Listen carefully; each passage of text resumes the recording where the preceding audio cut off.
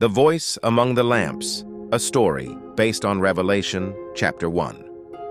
The wind carried the salt of Patmos across the face of John, an old man with eyes like burning oil lamps. Alone on the rocky island, exiled from the world he once walked, he had come to accept solitude as his companion.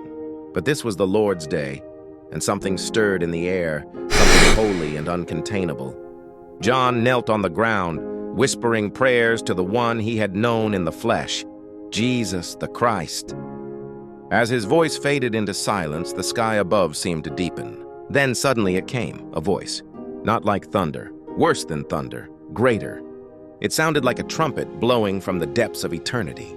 He turned to see the source, and the world bent around him. There, in the midst of 7 golden lampstands, stood a figure like the Son of Man. He was clothed in a robe that reached his feet, bound at the chest with a golden sash. His hair was white as wool, white as snow, and his eyes were flames of fire.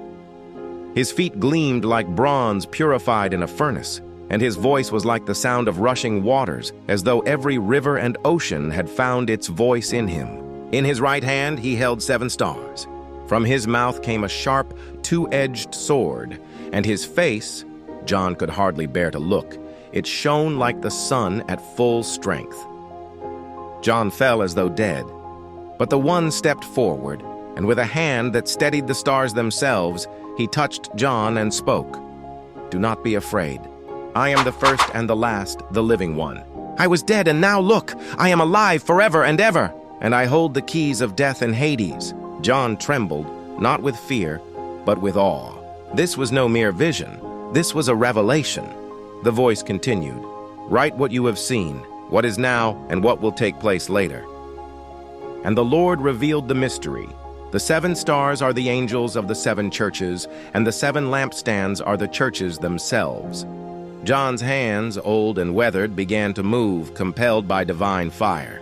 He wrote what he had seen, what had been unveiled.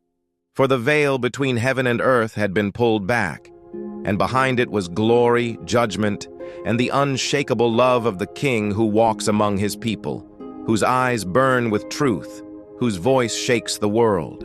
And so began the revelation.